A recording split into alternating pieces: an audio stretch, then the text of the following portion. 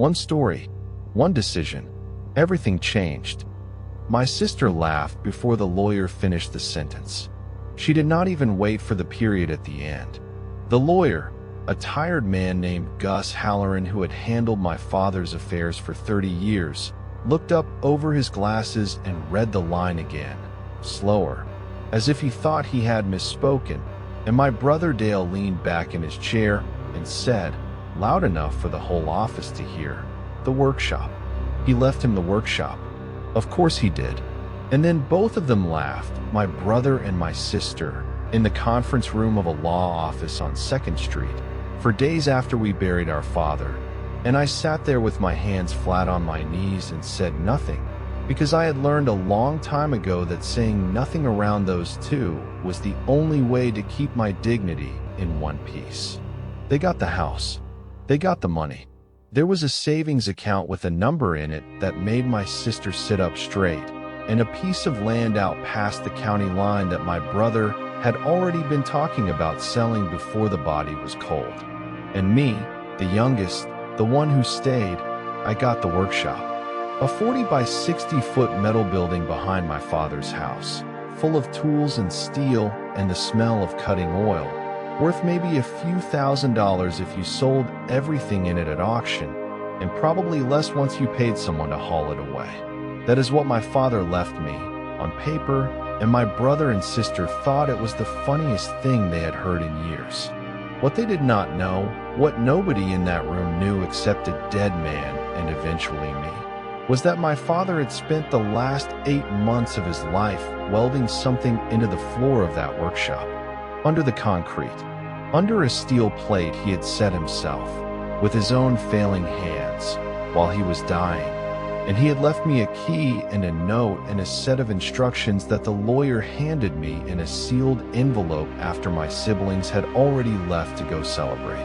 I am going to tell you the whole thing, start to finish, because the ending only means something if you understand the beginning. And the beginning is a man named Walter Brandt and a boy who loved him. My name is Tom. I am 46 years old, and I live in the same county in Pennsylvania where I was born, a place built on steel that mostly stopped making steel by the time I was in high school. My father, Walter, worked 41 years as a millwright and welder, the man they called when a machine the size of a house broke down at 3 in the morning and the whole plant was losing money every minute it sat dead. He was good at it in a way that is hard to explain to people who have never watched someone be truly skilled with their hands. He could look at a cracked weld on a steel beam and tell you it would fail, and tell you when and why, and what the man who made it had been thinking when he rushed it. He kept his tools cleaner than most people keep their kitchens.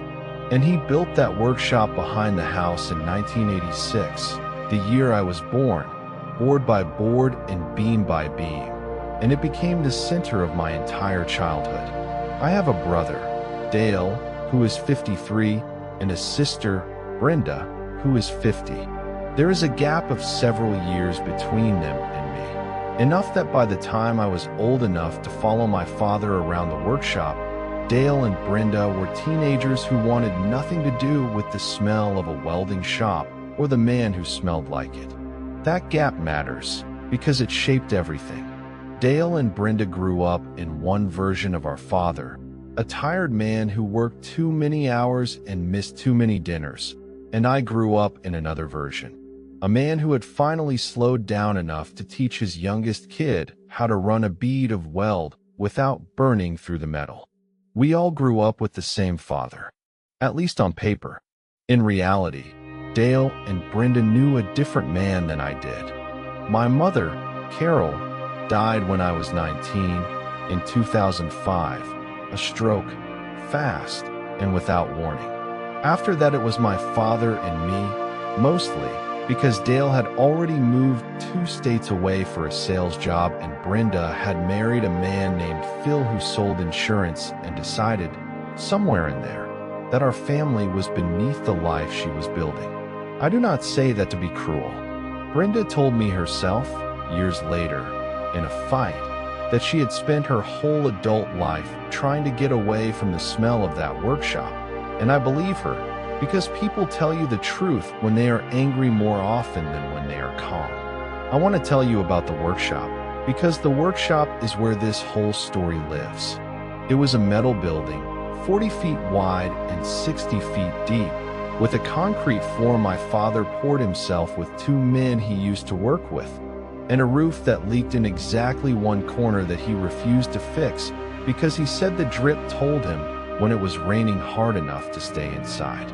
Along the back wall he had his welding bays, 3 of them, with the curtains and the ventilation he installed himself. There was a lathe he bought used in 1991 and rebuilt over a winter. There was a milling machine and a drill press taller than I am, and a wall of hand tools, each hung on its own painted outline so you could see at a glance if anything was missing. The whole place operated according to a system only my father fully understood, and the logic was that everything had a place in that shop. If something wasn't where it belonged, my father noticed immediately. I spent more hours in that building than I can count. From the time I was 6, my father would set me up on an overturned bucket, the same kind of bucket, and let me watch, and then let me hold things, and then, when I was old enough, let me actually work.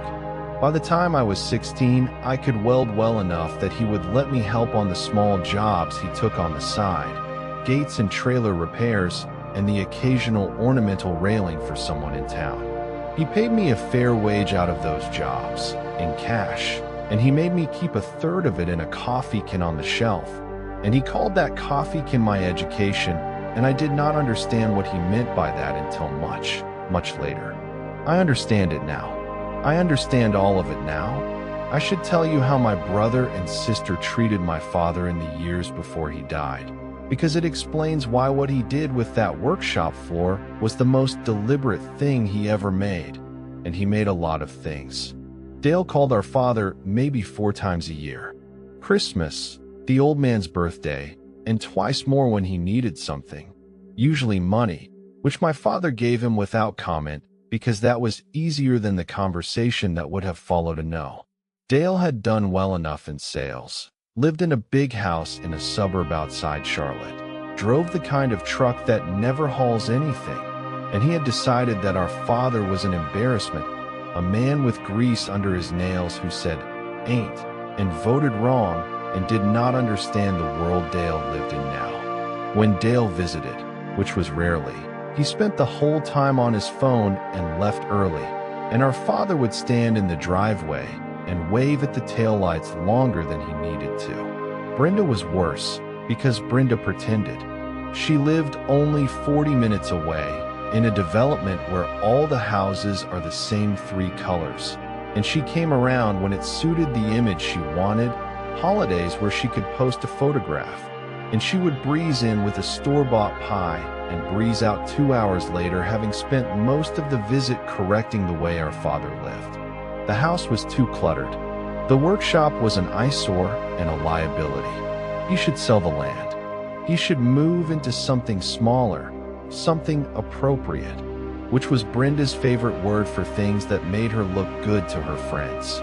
She loved our father the way you love an old coat you are embarrassed to be seen in, but cannot quite throw away. I was the one who stayed.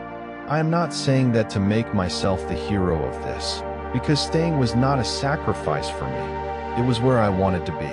I lived 20 minutes from my father my whole adult life. I worked as a welder and fabricator myself, at a shop in town, and then, for the last 12 years, for myself, out of that same workshop, because my father told me when I turned 30 that the building was as much mine as his, and I should use it to make a living, and I did. So I saw him constantly. I had dinner with him 2 or 3 times a week.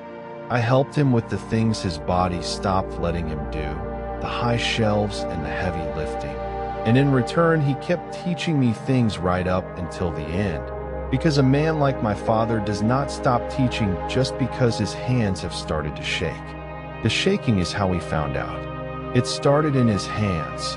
In the spring of 2023, a tremor he tried to hide from me and could not, because I knew those hands better than my own. Then it was his balance, then the weight coming off him, and by that summer the doctors at the medical center in Danville had a name for it, a motor neuron disease, the kind that takes you apart a piece at a time while your mind stays sharp enough to watch it happen. They gave him a range of time. He beat the short end of it and did not reach the long end. He had about 14 months from the diagnosis, and he spent the first 2 being angry, which I understood, and then he did something that I did not understand at the time and understand completely now. He got calm. He got purposeful. He started spending more time in the workshop than he had in years, with the doors closed. And when I asked him what he was working on, he would say, "A project. You'll see it when it's done." And he would smile in a way that had something underneath it. I want to tell you about those last months, because they are the part one carry, and because they are the part my brother and sister did not earn the right to know about and never will. Once the diagnosis was real, I cut my own work down to almost nothing and spent every hour I could with him. Dale came twice in 14 months.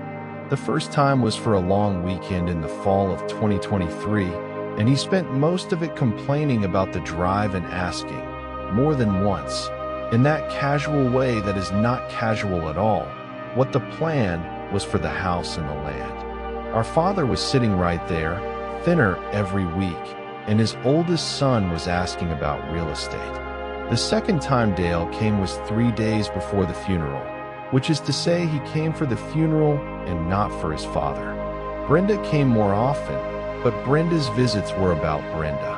She would sit with him for an hour and spend 40 minutes of it talking about how hard this all was for her, how stressed she was, how she could not sleep, until our dying father was the one comforting her. She brought a folder once, an honest-to-God folder, with information about a facility, a place she wanted him to move into so the house could be dealt with, and she presented it to him in his own kitchen while he could still walk, and he listened politely and said he would think about it.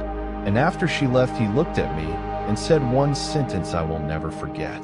He said, "Your sister has already spent money she doesn't have yet." He knew exactly what they were, both of them, and he never let on, and that turned out to matter a great deal.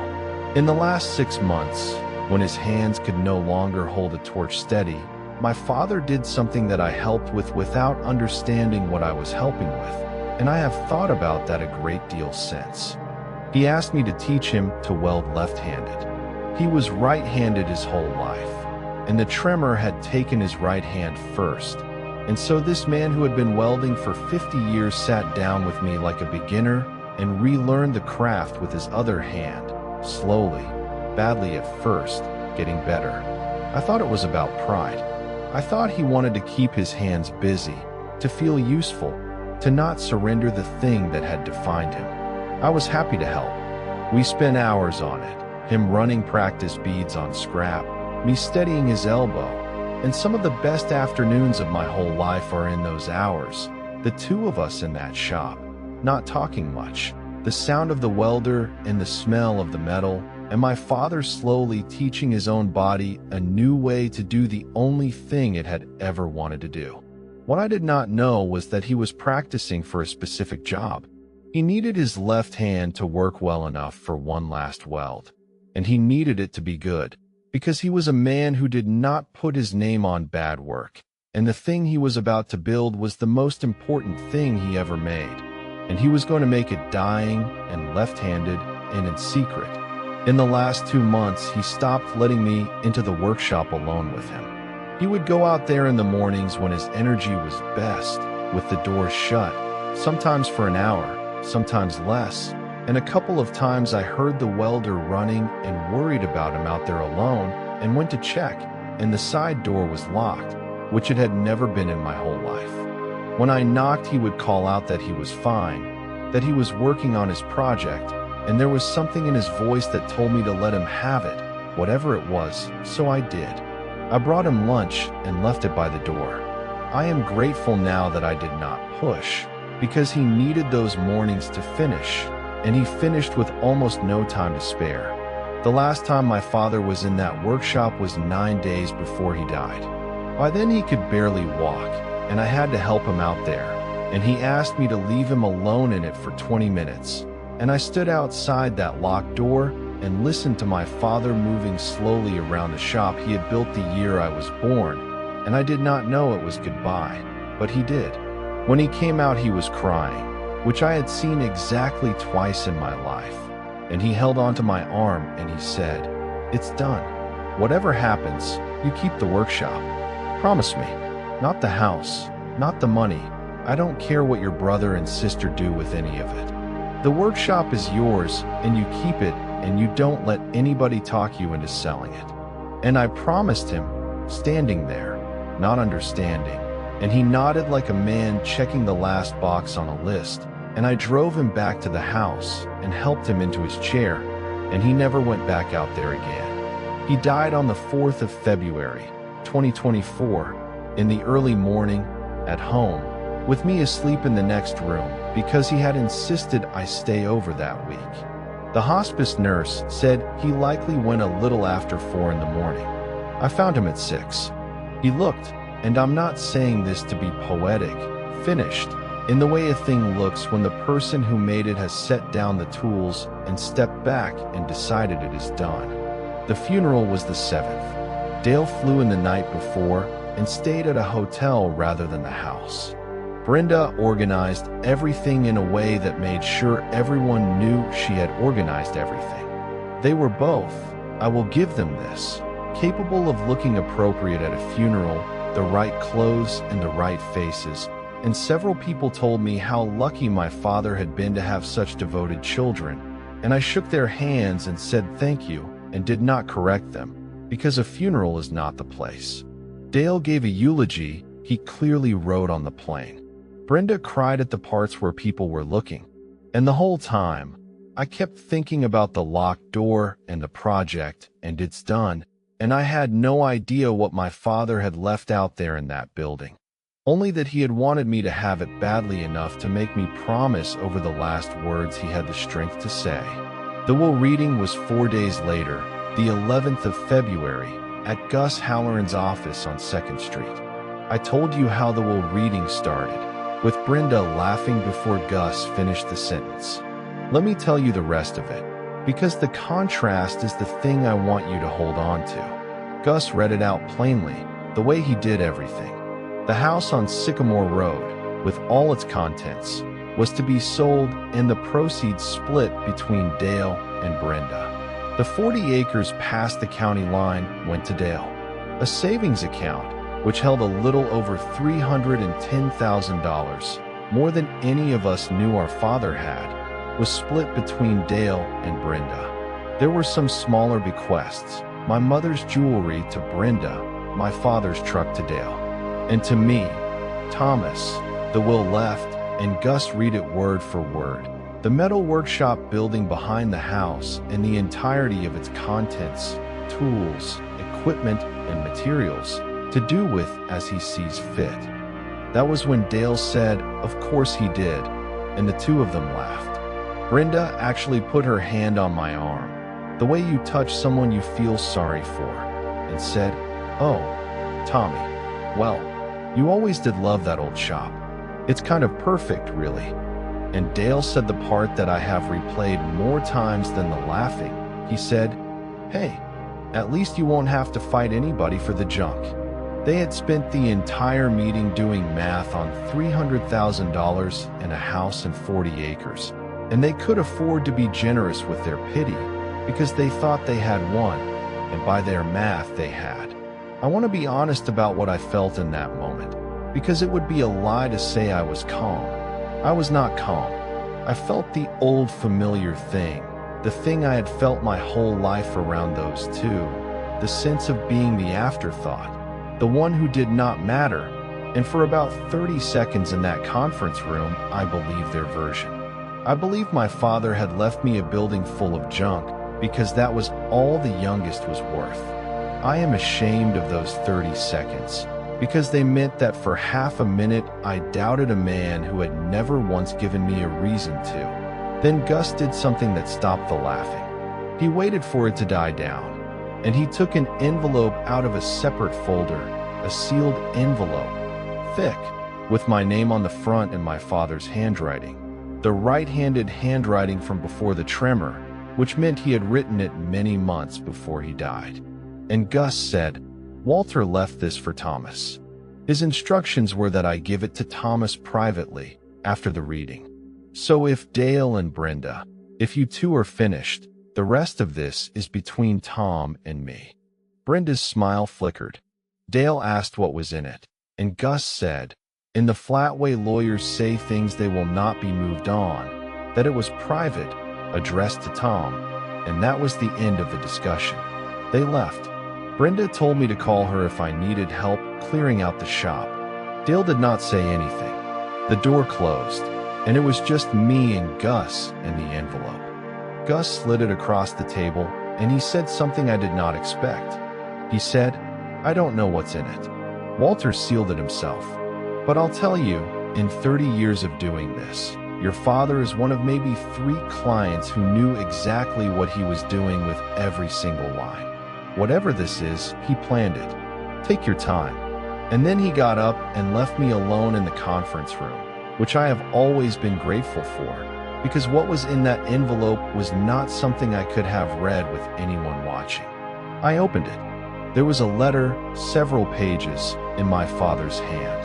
There was a single key, a small brass key I did not recognize. And there was a folded diagram, a technical drawing, the kind my father made for every serious job, with measurements and notes in his precise block lettering. I am going to read you the letter, or most of it, because my father said it better than I can, and because you need to hear his voice to understand what kind of man planned this. The letter started the way my father started everything, without wasting words. He wrote, "Tom, if Gus did it right, your brother and sister have already left, and they are feeling sorry for you. And you are sitting there wondering why your old man left you a building full of steel while they got the house and the money. Read all of this before you decide anything. You promised me you would keep the workshop. This is why." He went on. He wrote about my brother and sister with a clarity that surprised me, because he had never said most of it out loud while he was alive. He wrote, "I love Dale and Brenda. They are my children, and that does not have an off switch. But I have watched both of them, for years, treat me like a chore and this family like something to be embarrassed about, and I have watched them count my money while I was still using it. If I leave the 3 of you equal shares, here's what happens. They take their money and they are gone, and within a year they have spent it or invested it in something Dale's friend recommended, and they remember me for about as long as it takes the check to clear. I decided I would rather give them what they think they want, and give you what I actually built." Then he explained the workshop. He wrote, "The building is yours, and the tools are yours, and you can make a living with them the way I did and the way you already do, and that alone is worth more than the cash, because it pays you for 30 years instead of once. But that is not the whole of it. I spent the last year of my life making you one more thing, and I built it into the floor because I needed it somewhere your brother and sister would never think to look. And there is no place on this earth those two would look less carefully than the floor of a workshop they think is full of junk." He told me where. He wrote, "In the 3rd welding bay, the one on the end by the leak, pull back the rubber mat. You poured that section of floor with me when you were a boy, so you know the seams. I cut a section and set a steel plate, and I welded it down myself, left-handed, which is why it took me 8 months and why I would not let you in. The key in this envelope opens the box that is under the plate. To get the plate up, you will need to grind the welds. And Tom, look closely at those welds before you grind them, because they are the last ones I will ever lay down, and I want you to see that I still had it, even at the end, even with the wrong hand." I sat in that conference room, and I cried the way you cry when someone reaches out and touches you from the other side of something you cannot cross back over. Then I folded the letter, and I put the key in my pocket, and I drove out to my father's house, to the workshop behind it, with the diagram on the passenger seat, and I let myself in with the side door key I had carried for years, and I turned on the lights, and the place was exactly as he had left it, every tool on its painted outline, the drip in the corner, the smell of cutting oil. And I walked to the third welding bay, and I pulled back the rubber mat. The steel plate was set into the concrete so cleanly that if you did not know to look, you would never see it. It was about 2 feet by 3 feet, flush with the floor, and around its edge ran a weld.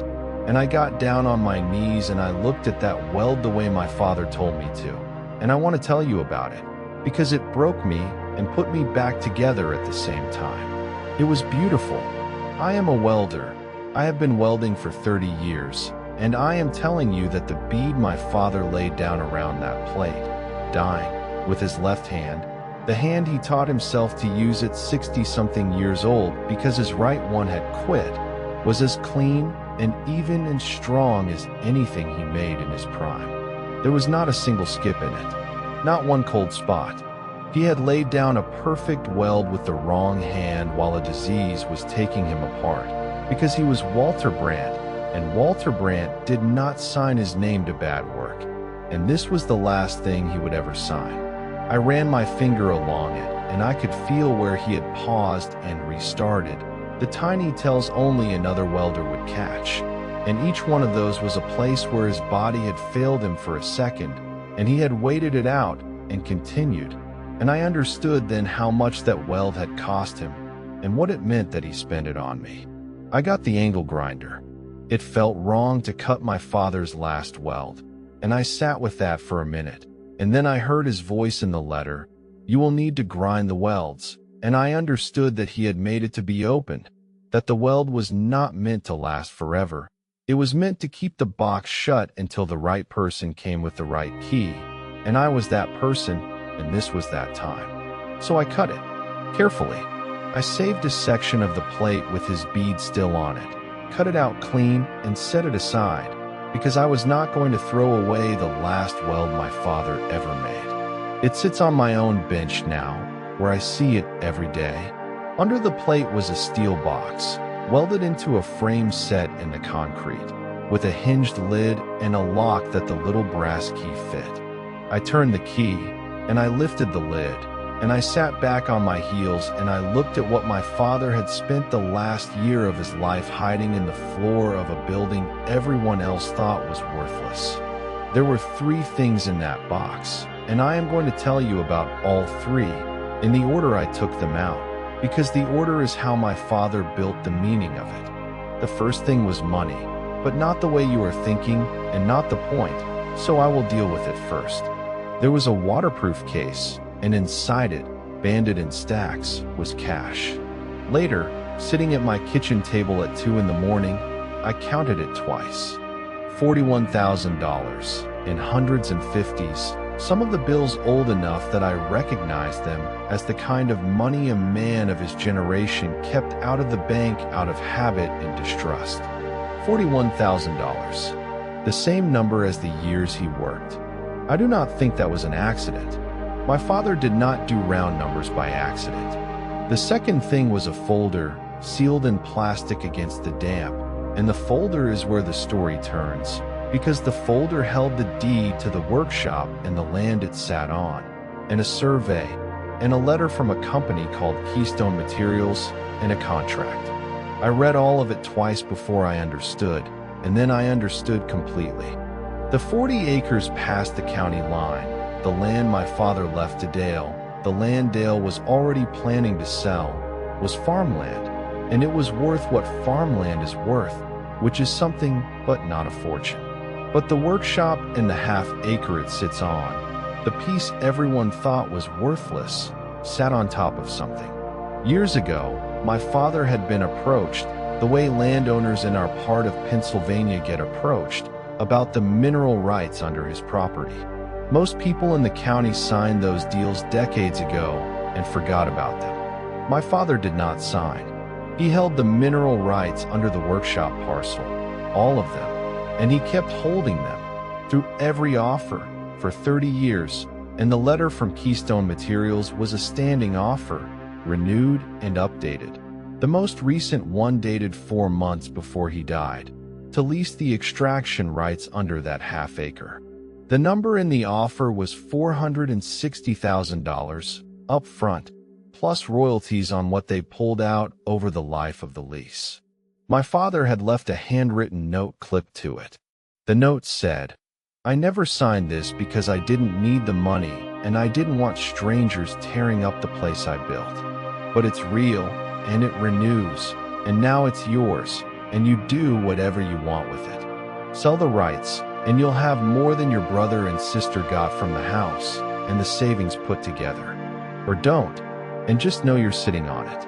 Either way, it's yours, and it's yours alone, because it's attached to the workshop, and the workshop is the one thing I made sure they would never want." That is the moment I understood what my father had done and how long he had been planning it. He did not divide his estate equally because he knew his children. He gave Dale and Brenda the things they were greedy for, the house and the cash and the visible land. And he made sure those things were finite, a one-time payout that matched exactly how much of him they had wanted, which was the money and not the man. And he gave me the thing that looked like nothing and was worth everything, and he attached the real value to the one object on earth my siblings would never fight me for, because he had spent years letting them believe the workshop was junk. Their own contempt for that building was the lock he hid it behind. He used the way they saw him as the thing that protected what he left me. The third thing in the box was the smallest, and it is the one I keep closest. It was a photograph, and a second letter, much shorter. The photograph was of the two of us, my father and me, taken when I was maybe 7 years old. In the workshop, me on the overturned bucket and him crouched next to me showing me something in his hands, both of us looking down at whatever it was, and someone, my mother probably, had caught it without us noticing. I had never seen it before. On the back, in his block letters, he had written the date and 3 words. He stayed. Tom. The short letter said this, and I have it memorized. Tom, the money in this box is for taxes and lawyers and whatever the lease turns into, so you don't get eaten alive by either. But I want to be clear about something, because I know you, and I know you'll wonder. I did not leave you the valuable thing as a reward for being the good one and stiff them for being the bad ones. I left it to you because you are the only one of the 3 who would have kept this workshop even if it was worthless. Dale and Brenda would have had it cleared and sold before the grass grew back on my grave. You would have kept it because it was mine and because it was where we were happy. A man should leave what he built to the person who would have kept it for nothing. That's all this is. Now go to work. Love, Dad. I did not call my brother and sister that night. I want to explain why. Because the not calling is the part where I became my father's son in a way I had not been before. The old me, the afterthought, the one who kept the peace by saying nothing, would have either kept the whole thing secret out of some misplaced guilt, or blurted it out the next day to prove I mattered. I did neither. I sat with it. I had learned something from a man who spent 8 months welding a secret into a floor, which is that you do not move until the thing is finished and verified, and then you move once, cleanly, and you do not give anyone a chance to talk you out of what is true. So before I said a word to anyone in my family, I did the work. I took the Keystone offer to a lawyer, a real one, not Gus, because Gus had handled the estate and I wanted fresh eyes. Her name was Diane Whitaker, an attorney in Williamsport who specialized in oil, gas, and mineral rights, which is a whole field of law in our part of the state. She reviewed everything my father had left, the deed, the rights, the survey, the standing offer. It took her about 2 weeks. When she called me back, she told me 3 things. The rights were clean and clearly mine, attached to the workshop parcel exactly as my father had arranged, with no claim my siblings could make on them, because the parcel had been deeded separately and left specifically to me. The Keystone offer was real and, if anything, a little low, because the market had moved since they last updated it, and she thought she could negotiate it up. And the third thing she told me, after a pause, was that in 20 years of doing this, she had rarely seen an estate set up so carefully by someone without a law degree. She asked what my father did for a living. I told her he was a welder. She was quiet for a second, and then she said, "He welded this together better than most lawyers would have." I had her negotiate. It took a few months. The lease finally closed in the summer of 2024 at $520,000 up front, plus royalties, for the extraction rights under that half-acre, with protections written in so they could not touch the workshop building itself, which I insisted on, because I was never going to sell or damage the thing my father built. $520,000 attached to the building my brother and sister had laughed about, plus a royalty stream that still comes in. More than the house, more than the savings, more than the 40 acres. The workshop, the junk, the punchline, was worth more than everything they fought over combined. And it had been the whole time, sitting under a steel plate and a perfect left-handed weld, waiting for the only one of us who would have kept it for nothing. Now I will tell you about my brother and sister, because you have been waiting for it, and because what happened when they found out says everything about why my father did it the way he did. They found out slowly, and then all at once. The lease was a matter of public record once it closed, the way these things are, and somebody Brenda knows saw my name on something. And in the early fall of 2024, my phone started ringing. Brenda first. She called me, and her voice had the warmth in it that I had not heard since she wanted something. And she asked how I was doing, and how the cleanup of the shop was going, fishing, and I told her the truth, because I had decided I was going to tell the truth plainly and let it land however it landed. I told her I had leased the mineral rights under the workshop parcel and that it had closed for a little over $500,000. The silence on the phone was the longest of my life. Then Brenda said, "What mineral rights?" And I explained, calmly, that our father had held the rights under that parcel for 30 years, that he had left them to me attached to the workshop, and that they were now leased. And Brenda's warmth was gone. And what came next was the real Brenda, the one from the conference room before she remembered to perform. She said it was not fair. She said our father must not have been in his right mind. She said the estate should be reopened and redistributed equally, because, obviously, he had hidden assets, and that was not what any of them expected. She used the word "we" a lot, suddenly, after a lifetime of "I."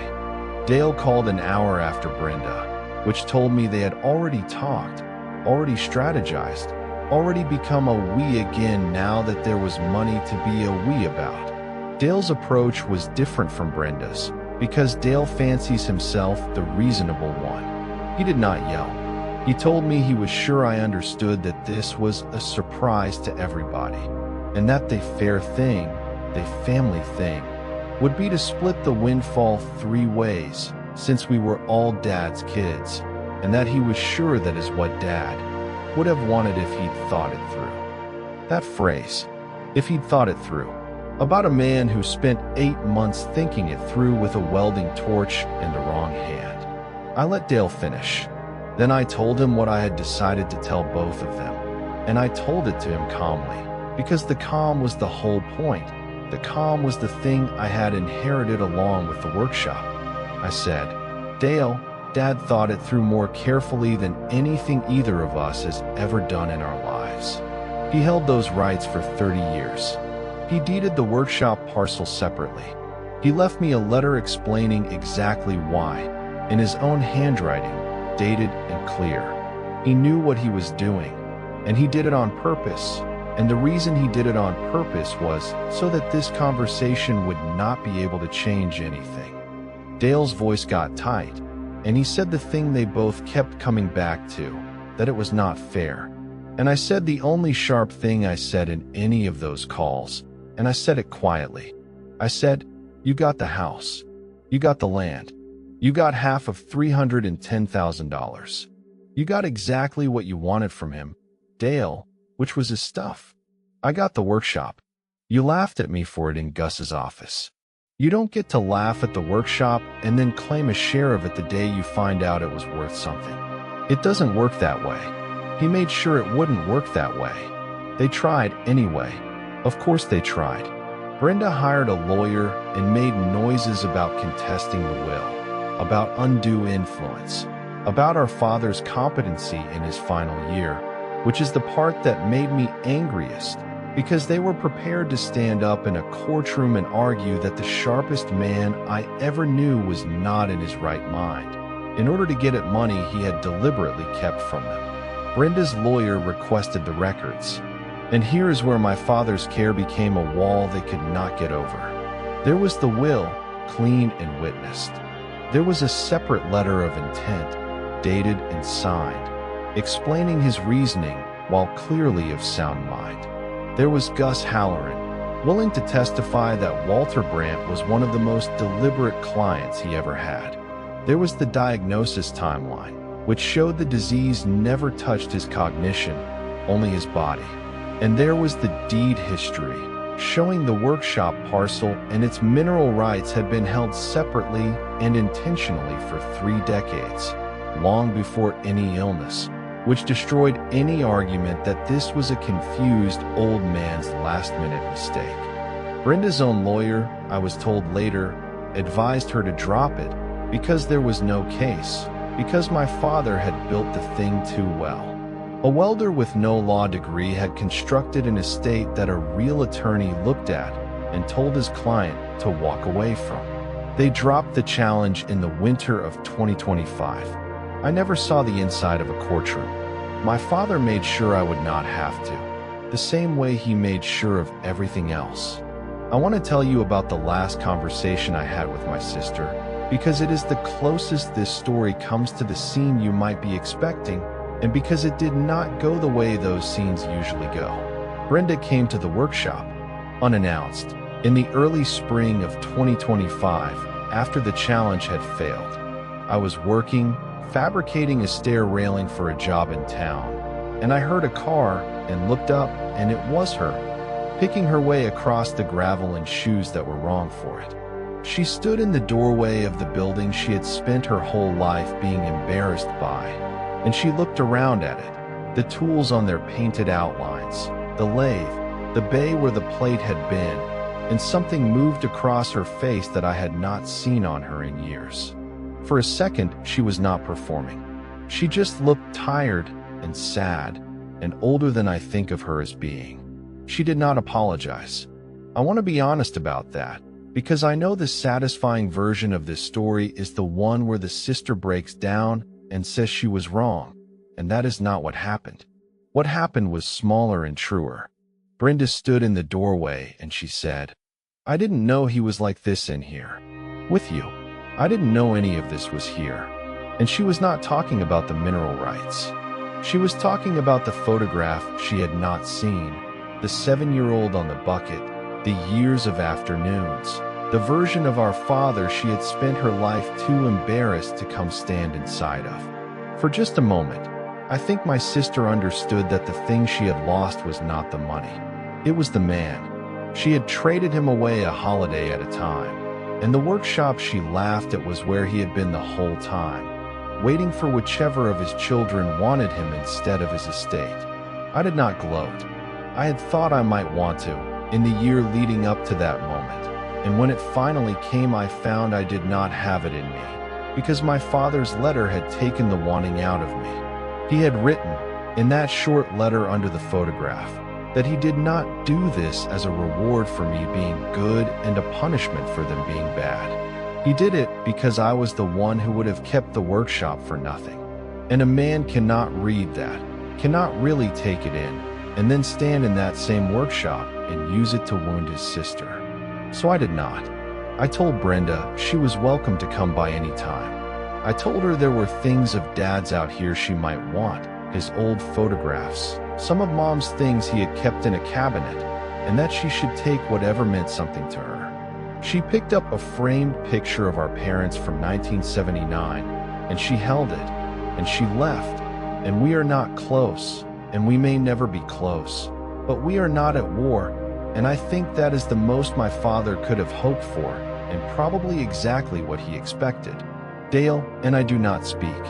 He took the will challenge personally, took my refusal to split the lease as a betrayal, and decided I had somehow manipulated a dying man, which is the story he needs to tell himself so that he does not have to look at the easier and truer story, which is that our father saw him clearly and gave him precisely what he had earned. I have made my peace with Dale not speaking to me. You cannot make someone take an honest look at themselves, and you go broke trying. I want to tell you what I did with the workshop and the money, because it is the part my father would have cared about most. I kept the workshop. Obviously, I still work out of it every day, the same building, the same tools on the same painted outlines, the drip still in the corner because I will not fix it either. The lease money I mostly did not spend because I did not need it any more than my father needed it, and that turns out to run in the family. I put most of it away. I used some of it to do the one thing I had always wanted to do and never had the room to try, which was to take on an apprentice, a kid from the county named Marcus, 18, no father around, good hands and no idea yet how good.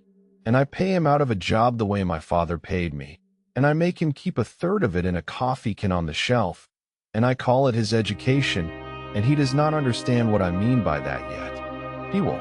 I had this section of plate with my father's last weld mounted on a steel stand, and it sits on the main bench where I see it every morning when I turn on the lights. People who come into the shop sometimes ask about it. A 2-foot piece of steel plate with a single bead of weld running around 3 sides of it. And I tell them it is the best weld I have ever seen. And they look at it, and they do not get it. Because you have to know what you are looking at. You have to know it was laid down left-handed by a dying man who refused to sign his name to anything less than his best. I know what I am looking at. That is enough. People ask me if I am angry at my brother and sister, and I tell them the truth, which is that I used to be for most of my life, and that my father took the anger out of me from inside a sealed envelope. He could have left me an equal third in a fair fight. Instead, he left me proof.